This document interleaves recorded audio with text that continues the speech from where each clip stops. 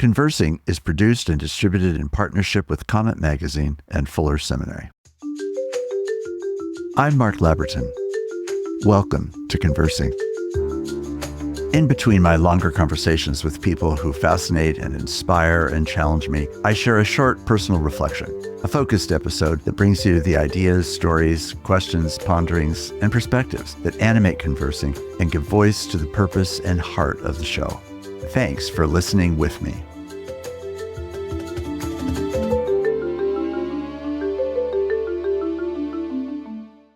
You know, communication is a miracle and not a frequent one. That conviction has really shaped me because it's arisen out of my experience. Again and again and again, the whole world is supposedly trying to communicate. And again and again and again, we fail. And we spend endless communication meetings talking about the failure of our communication. And we have endless conversations about the way that news media, the internet, et cetera, miscommunicates. And we have marital disputes over a failure to communicate. And we have parent-child disputes over a failure to communicate. And what I'm getting at is it's so complicated. There's so much about communication, which is multi-layered and multi-dimensional. And we get some of it and we understand the words, but we don't understand the tone, or we don't understand the body language, or we're not really understanding the context, or we're not really understanding the purpose of the communication.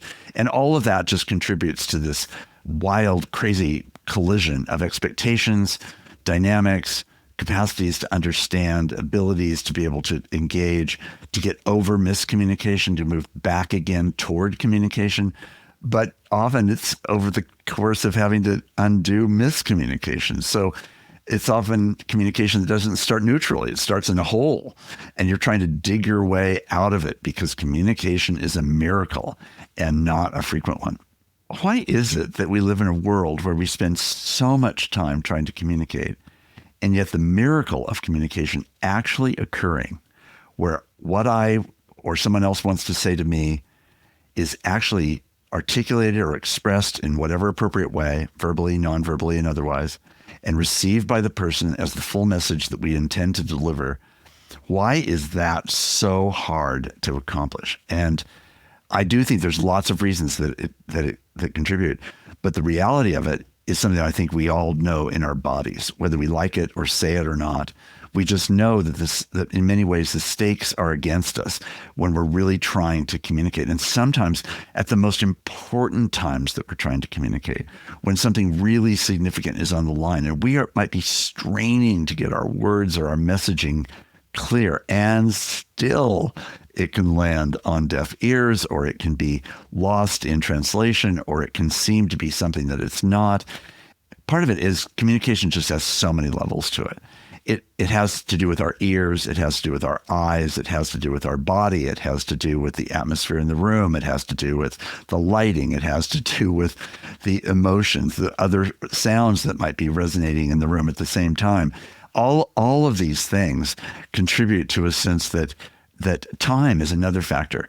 Just the time that we take to communicate will often say a lot about our success or failure rate.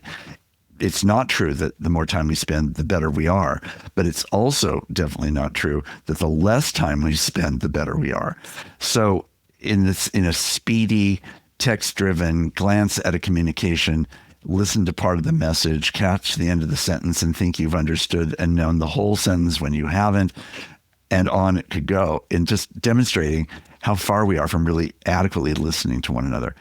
And that is another sign of how much we need to communicate and how much listening is going to be a part of it, but then how much our communication in return is meant to be a securing of that effort of communication that doesn't have to be kind of brutal in its words, like, I heard you say, and now I am saying to you. The value of that architecture that is often introduced in communication courses is that those are the questions that that really do matter. We don't want to be mechanical in how we convey those things. But in fact, if you've said something important to me, I need to acknowledge that I've heard that message and received it. And if it's something sensitive, something complicated, something that's that's maybe said in vulnerability, something that's said in a weak moment or with anxiety, then all the more do we need to slow down and make sure that we're actually hearing and then responding that we're hearing. But the world is pushy. The culture's pushy. The sounds around us are pushy and demanding. They simply move us in momentum-like ways that cause us then to not really, in a way, be still enough, clear enough in our spirit, in our mind, in our heart to actually hear and receive and respond. When I watch people who are what I think of as expert communicators, they are people who have this quality that they hear well, they listen deeply, and they know what kind of communication to give in return that actually seals that was fully received. One of the important things about communication that we've heard from probably many, many different sources is how important it is for communication to have a loop that gets closed, that the person who's communicating says something, writes something, whatever it might be. We acknowledge the receipt of it. If necessary, we say more about the depth of how well how fully we've received it, and we close that communication loop. This is a constant thing.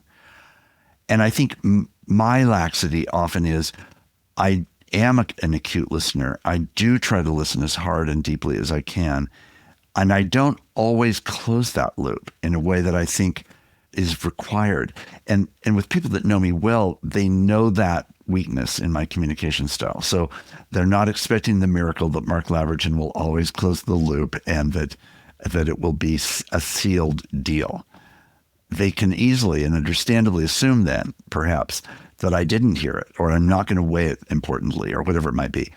That's my problem, not theirs. So if I'm seeking the miracle of communication, then I have to live into the responsibility of closing the loop of communication and not just being a passive recipient of what it is that's been said or written or whatever it might be.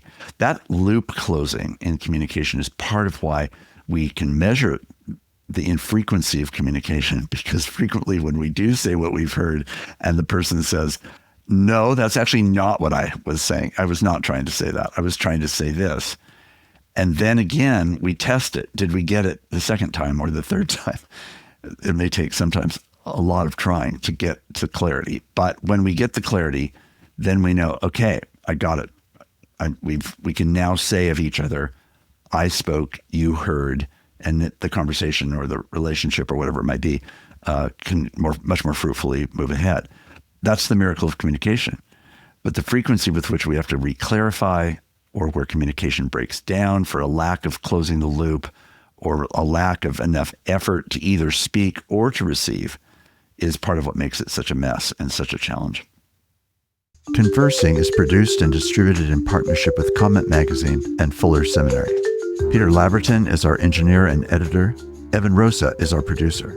For more information about Comment Magazine, visit comment.org, where you can subscribe, read the current magazine issue, and browse their archive.